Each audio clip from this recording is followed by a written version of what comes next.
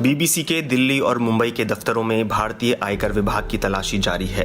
Income tax के अधिकारी अब भी बीबीसी के नई दिल्ली और मुंबई दफ्तर में मौजूद हैं। बीबीसी प्रेस ऑफिस की ओर से जारी एक बयान में कहा गया है, हम अपने कर्मचारियों की मदद कर रहे हैं। हमें उम्मीद है कि स्थिति जल्द से जल्द सामान्य हो जाएगी। हमारा आउटपुट और पत्रकारिता से जुड़ा काम सामान्य दिनों की तरह चलता रहेगा। हम अपने ऑडियंस को सेवा देने के लिए प्रतिबद्ध हैं।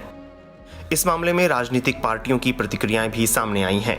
कांग्रेस ने जहां इसे अघोषित आपातकाल कहा है, वहीं बीजेपी ने कहा है कि कोई भी संस्था कानून से ऊपर नहीं है।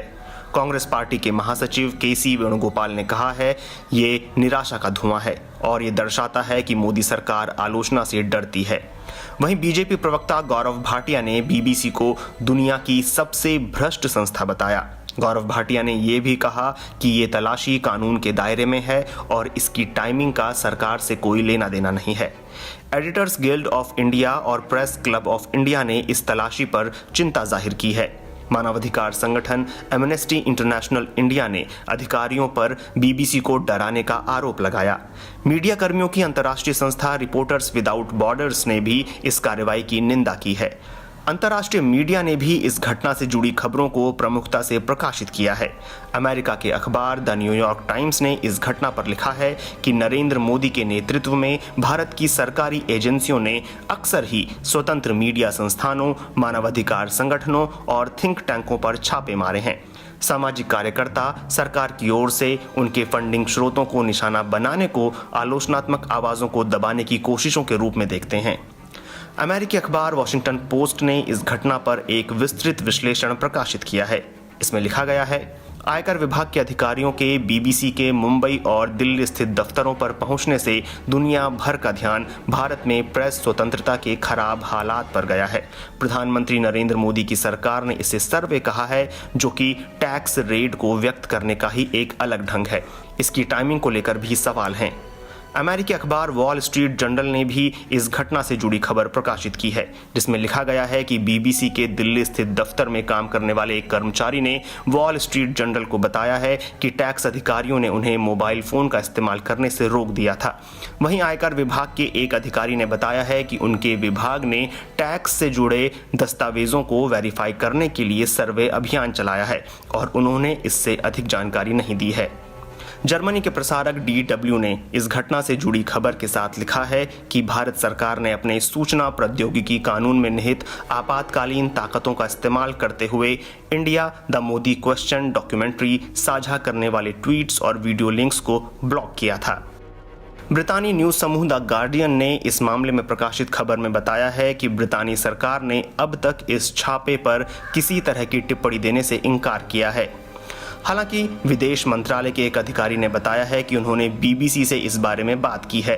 बीबीसी इससे पहले भी इस तरह के मामले में राजनीतिक समर्थन लेने से बचती दिखी है, क्योंकि वह ब्रितानी सत्ता से अलग संस्था के रूप में स्वयं को दिखाती रही है। वहीं भारत के भी कई बड़े मीडिया संस्थानों ने इस खबर को प्रकाशित किया है। अंग्रेजी अखबार टाइम्स ऑफ इंडिया में प्रकाशित खबर के मुताबिक आयकर विभाग के एक सूत्र ने बताया है कि ये मामला TDS फॉरेन टैक्सेशन से लेकर कई मामलों से जुड़ा हो सकता है।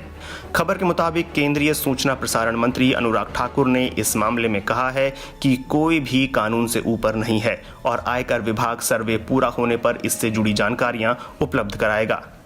इंडियन एक्सप्रेस में प्रकाशित खबर के मुताबिक सरकार के अधिकारियों का कहना है कि बीबीसी के सर्वे का मकसद इस बात की जांच करना है कि अनाधिकृत लाभ के लिए कीमतों में हेरफेर किया गया या नहीं, जिसमें टैक्स में फायदा लेना भी शामिल है। उन्होंने आरोप लगाया कि बीबीसी ने ट्रांसफर प्राइसिंग रूल्स के तहत गड़बड़ी की है, जानबूझकर और लगातार ट्रांसफर प्राइसिंग नॉर्म्स का उल्लंघन किया है। अंग्रेजी अखबार द हिंदू ने इस मामले में प्रकाशित खबर में अमेरिकी सरकार की प्रतिक्रिया छापी है। खबर के मुताबिक अमेरिकी विदेश मंत्रालय के प्रवक्ता नेड प्राइस ने बताया, हमें बीबीसी के दिल्ली दफ्तर पर IT विभाग के तलाशी अभियान की जानकारी है, लेकिन इस बारे में मैं आपसे ये कहना चाहूँगा कि ज़्यादा जानकारी के लिए आप भारतीय अधिकारियों से संपर्क करें। जब उनसे पूछा गया कि क्या ये कार्रवाई लोकतांत्रिक मूल्यों के खिलाफ है, तो इस पर उन्होंने कहा, मैं ये नहीं कह सकता। हम इस तलाशी अभियान से जुड़े तथ्यों से अवगत हैं, लेकिन मैं उस स्थिति में नहीं हूं कि इस मामले में कोई टिप्पणी कर सकूं। बीबीसी ने हाल ही में भारत के प्रधानमंत्री नरेंद्र मोदी पर एक डॉक्यूमेंट्री का प्रसारण किया था, जिसके कुछ हफ्ते बाद नई दिल्ली और मुंबई स्थित दफ्तरों की तलाशी ली गई।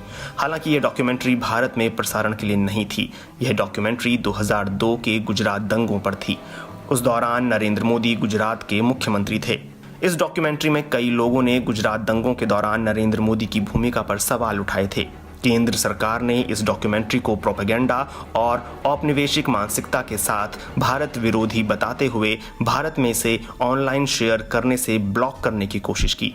बीबीसी ने कहा था कि भारत सरकार को इस डॉक्यूमेंट्री पर अपना पक्ष रखने का मौका दिया गया था, लेकिन सरकार की ओर से इस पेशकश पर कोई जवाब नहीं मिला।